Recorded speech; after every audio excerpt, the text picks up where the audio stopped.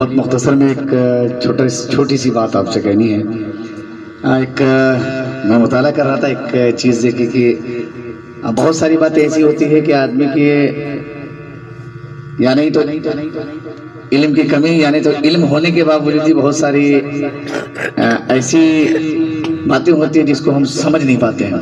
مثال کے طور پر قرآن ایک عربی کا ایک لفظ ہے قم، جس کے معنی ہوتے ہیں کھڑے ہو جاؤ یا اٹھو کے معنی ہوتے ہیں۔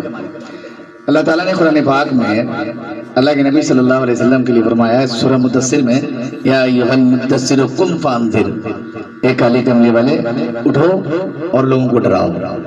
اسی طرح سے بہت سارے موقعوں پر جب آپ دیکھیں گے عربی میں کہا گیا قم، کھڑے ہو جاؤ یا اٹھو، اس طرح کے۔ اسی طرح سے قم کے معنی کیا ہے؟ کھڑا ہو جانا یا اٹھنے کے ہیں۔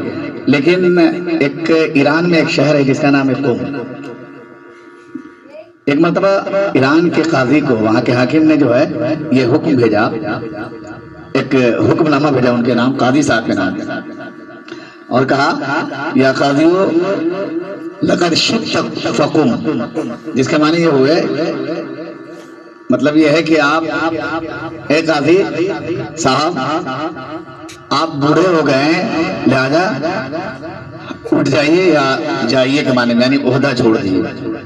لیکن کیا ہوا کہ انہوں نے اس کے جواب میں اس، حالانکہ قاضی وقت ہیں، اہل علم ہیں، لیکن کہا کہ ان کے معنی انہوں نے یہ سمجھا کہ اس کے بعد انہوں نے کہا کہ قتلنی حب الامیر للقافیہ، کہ حاکم کی قافیہ پسندی نے مجھے ہلاک کر دیا، قتل کر دیا، حالانکہ اس کا وہ مطلب نہیں تھا۔ اب یہ کرنا تھا کہ جب آدمی نفسیاتی پیچیدگی میں مبتلا ہوتا ہے نا، تو حقیقت پسندانہ انداز میں سوچ نہیں سکتا، اور حقیقت پسندانہ انداز میں سوچنے کے لیے کیا ہے؟ نفسیاتی بیماری سے الگ ہونا ہے۔ سوچ جو ہے، فکر جو ہے، اس میں جو ہے کیا ہے؟ پاکیزگی اور صفافیش ہونی چاہیے۔